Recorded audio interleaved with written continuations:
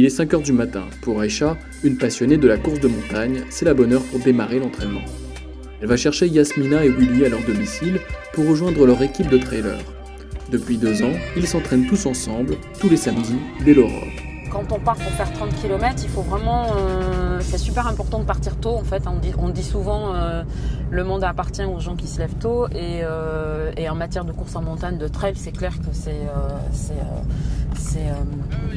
super important. Donc moi je vais chercher Willy et Yasmina qui habitent donc à la rivière des Galets. Sandra va aller chercher Sylvestre, Anifa et Frédéric qui eux sont à Saint-Paul et on se rejoint tous donc à Cambé, sur le site de la LEFPA.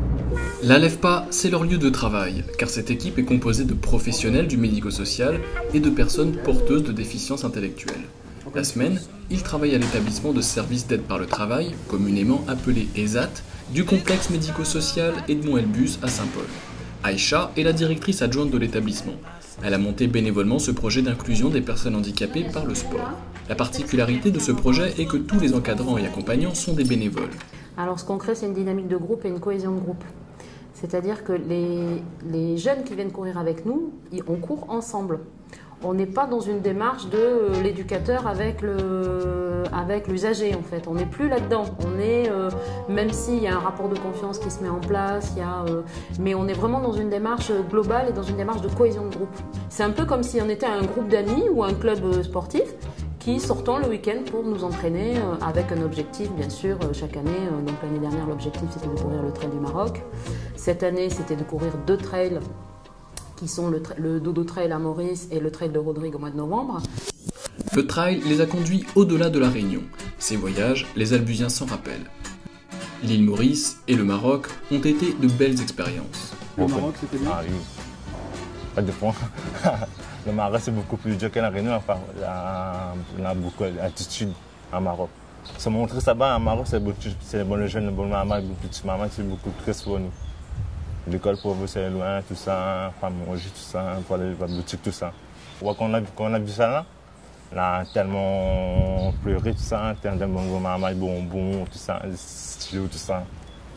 C'était vraiment triste. Et donc tu t'entraînes pour y retourner là? Oui. Ouais. Voilà, à Rodrigue, ouais. Tout le samedi, tout ça. Retour à l'entraînement, c'est parti pour le sentier des Anglais. Une partie des coureurs s'arrête au bout de 12 km et les plus performants parcourent 30 km jusqu'au stade de la Redoute à Saint-Denis. À chacun son rythme, mais la motivation est là. Tous s'entraînent dur pour le voyage de la mi-novembre, le trail de Rodrigue. On s'entraîne pour le Rodrel de Rodrigue. J'ai déjà fait le trail de Maurice. J'ai fini dans le milieu en fait. Et après, là je prépare le trail de Rodrigue, 38 km. La course, ça me fait du bien et ça me donne beaucoup d'énergie. On a fait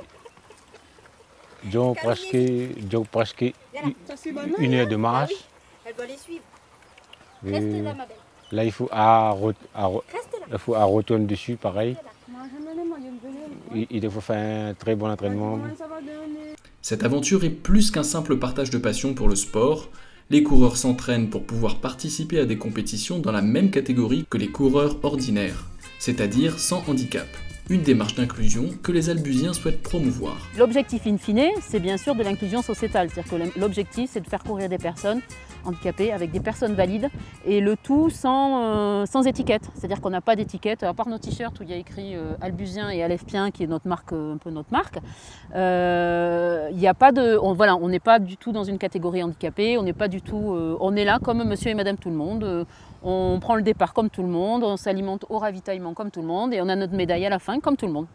On est vraiment dans une démarche, dans une cohésion de groupe qu'on n'aurait pas si on était détaché par l'établissement, si on était encore dans l'institution en fait. Donc là c'est une démarche qui est parallèle à l'institution. Les accompagnants sont tous des bénévoles, ils partagent cette idée d'inclusion des personnes handicapées. Alors ça permet évidemment de faire du sport et de faire ma passion avec Aïcha, mon amie, et puis d'accompagner ces jeunes qui découvrent beaucoup de choses. On est partis en voyage, ils sont partis de l'île pour la première fois, beaucoup. Ils découvrent plein de choses et ils nous apportent tellement de choses que c'est tous les jours et à chaque aventure un apport humain énorme, quoi. Voilà. Ouais, il m'a chopé. Bonjour. Marion? Oui, j'ai fait la bise par contre. Ça fait 5h28 et on a dû mettre, ouais, on peut compter 1 heure de moins. Hein. Donc je dirais 4h30, ouais, c'est un très bon score. C'est bien.